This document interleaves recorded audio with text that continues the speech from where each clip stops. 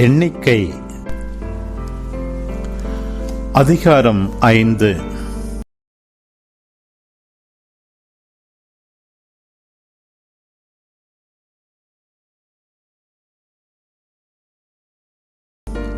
ஆண்டவர் மோசேயிடம் கூறியது: தொழுநோயர், வெட்டையுள்ளோர், பிணத்தால் தீட்டுப்பட்டோர் அனைவரையும் பாளையத்துக்கு புறம்பாக்குமாறு இஸ்ரவேல் மக்களுக்கு கட்டளையிடு. மக்களிடையே நான் தங்கியிருக்கும் பாளையத்தை அவர்கள் தீட்டுப்படுத்தி விடாதபடி ஆணாயினும் பெண்ணாயினும் அவர்களை பாளையத்துக்கு புறம்பாக்கிவிடுங்கள். இஸ்ரவேல் மக்கள் அவ்வாறே அவர்களை பாளையத்துக்கு புறம்பே துரத்திவிட்டனர். ஆண்டவர் மோசேயிடம் சொன்னபடியே இஸ்ரவேலர் செய்தனர். ஆண்டவர் மோசேயிடம் கூறியது: இஸ்ரவேல் மக்களிடம் சொல், மனிதர் ஆண்டவரை மீறி செய்யும் பாவங்களில் எதையும் ஓர் ஆணோ பெண்ணோ செய்து குற்றவாளியானால் அவர்கள் தாங்கள் செய்த பாவத்தை அறிக்கையிட வேண்டும். தீங்கிழைக்கப்பட்டவனுக்கு ஈடு கட்டி அத்துடன் 5 பங்கை கூட்டி கொடுக்க வேண்டும். குற்ற ஈட்டு தொகையை பெற்றுக்கொள்ள முறை உறவினன் இல்லையெனில் அந்த குற்ற ஈட்டு தொகை ஆண்டவருக்கு, அதாவது குருவிடம் சேரும். இது அவன் குற்ற நீக்கத்துக்காக செலுத்தும் ஈட்டு பலி. ஆட்டை தவிர சேர வேண்டியது. இஸ்ரவேல் மக்கள் குருவிடம் கொண்டு வரும் புனித பொருள்கள் அனைத்திலும் உயர்த்தி படைப்பவை அவனையே சேரும்.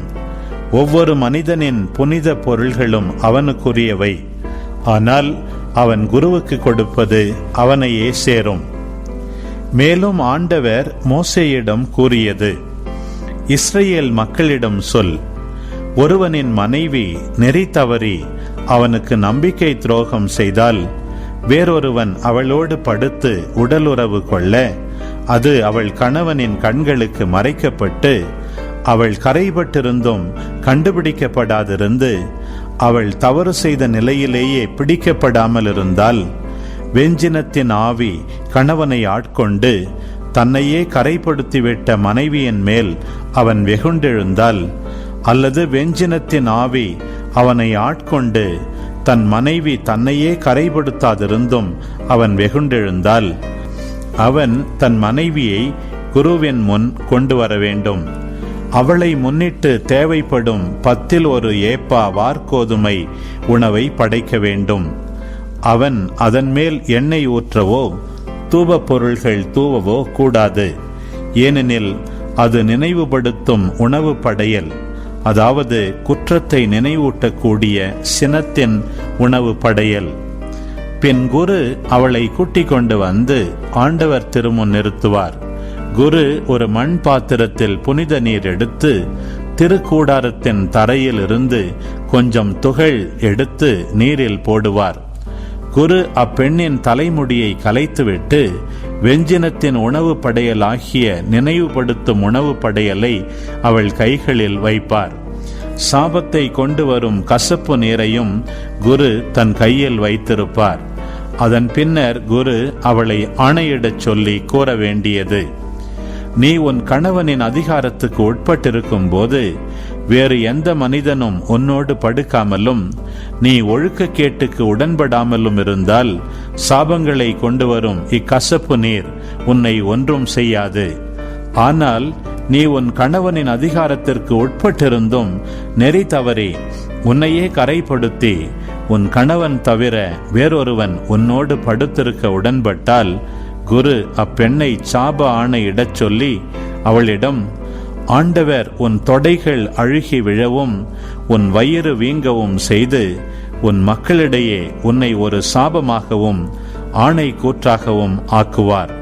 சாபத்தை கொண்டு வரும் இந்த நீர் உன் குடல்களில் இறங்கி உன் வயிற்றை வீங்கச் செய்து உன் தொடைகளை அழுகி விழச் செய்யட்டும் என்பார்.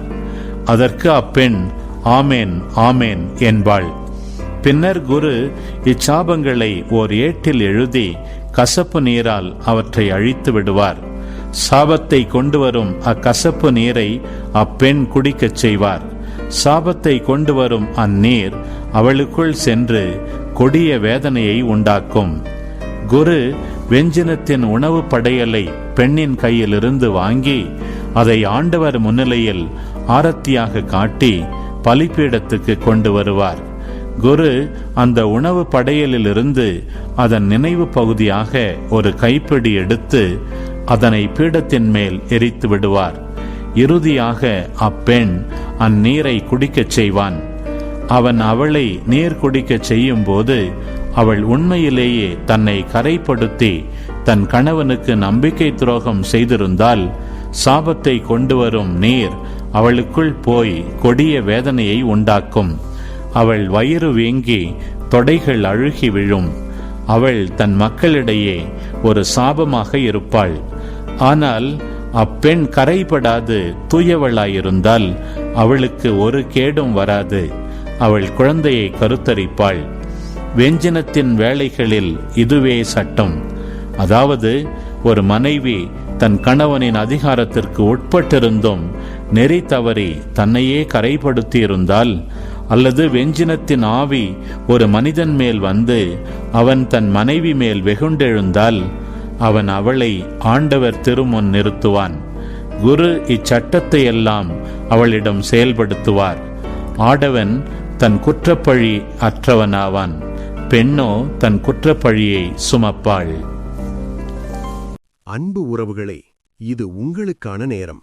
இக்காணொளியில் ஒளி வடிவில் எண்ணிக்கை புத்தகம் 5ஆம் அதிகாரத்தை முழுமையாக பார்த்தும் கேட்டும் ஜெபித்துமிருப்பீர்கள். இன்றைய இறை வார்த்தையின் அடிப்படையிலான கேள்வி: குரு இச்சாபங்களை ஓர் ஏட்டில் எழுதி எந்த நீரால் அவற்றை அழித்து விடுவார்? பதில்களை கமெண்ட்ஸில் பதிவு செய்யவும். இதுபோன்ற வீடியோக்களை தொடர்ந்து காண இந்த வலைதளத்தை சப்ஸ்கிரைப் செய்யவும். மேலும் லைக் கொடுத்து எங்களை ஊக்கப்படுத்தவும். இப்பதிவுகளை மற்றவரோடு பகிர்ந்து ஷேர் செய்து நாளும் திருவிவிலியத்தின் ஒரு அதிகாரத்தை வாசிக்கவும், கேட்கவும், பார்க்கவும் நீங்கள் உதவிடலாம். மீண்டும் அடுத்த காணொளியில் சந்திப்போம். இந்த நாள் இனிய நாளாய் அமையட்டும். இறைவன் உங்களை ஆசீர்வதிக்கட்டும்.